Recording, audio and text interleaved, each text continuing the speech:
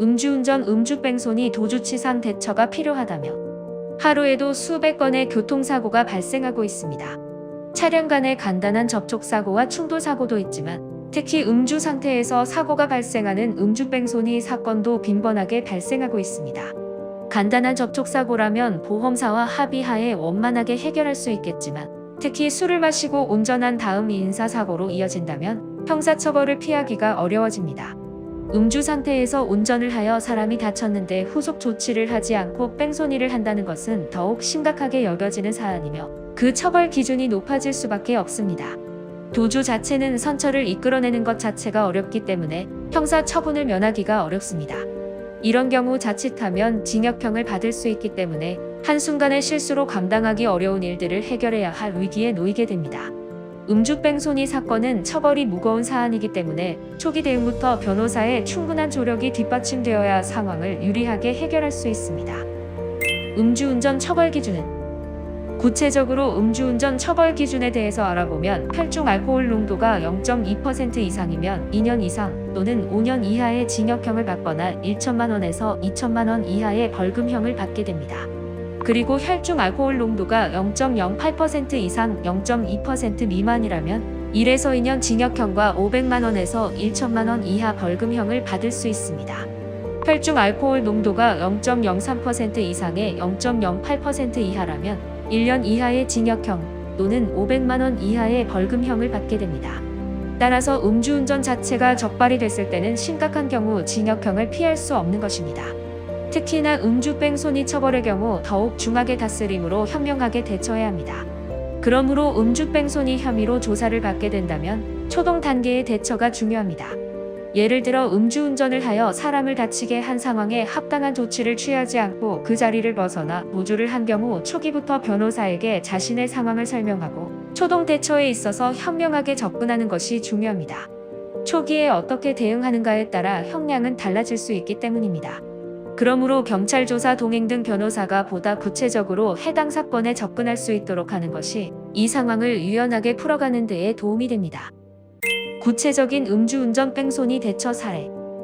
A가 음주 상태로 운전을 하다가 지나가는 행인 B를 차량으로 쳤는데 그 사실을 모르고 귀가를 하여 음주 뺑소니로 기소가 된 사례입니다.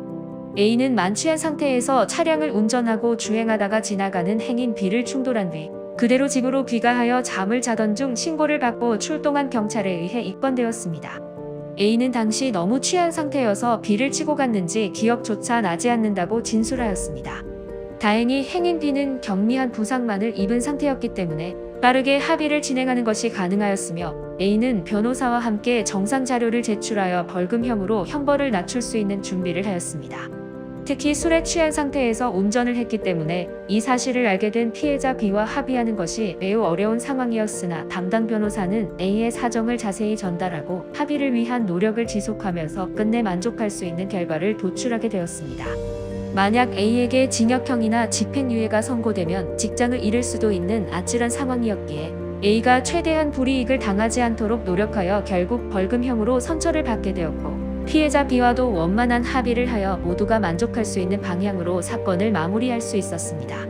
이러한 경우 엄격한 음주운전 처벌 기준과 함께 음주뺑소니까지 겹친 상황이기 때문에 자칫하면 징역형을 피할 길이 없는 상황이었으나 그럼에도 A는 신속하게 담당 변호사에게 자신의 상황을 설명하고 피해자 B와 합의를 이끌어내는 과정에 법적인 조력을 구함으로써 다행히 벌금형으로 마무리될 수 있었습니다.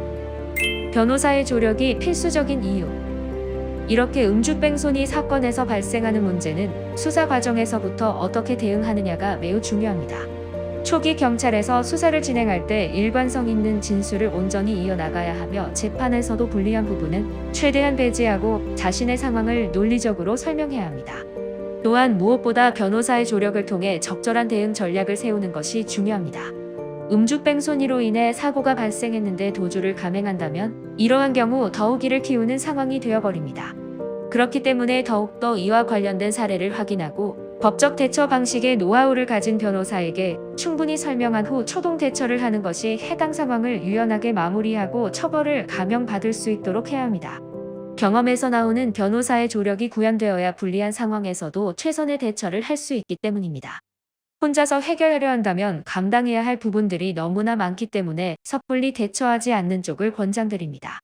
그리고 해당 사건의 경우는 보다 현명하게 대응해야 하기 때문에 만약 이와 비슷한 사례를 겪고 있는 분이 있다면 대응이 지체되어 더욱 문제가 되기 전에 상담을 받아 보시길 권유드립니다.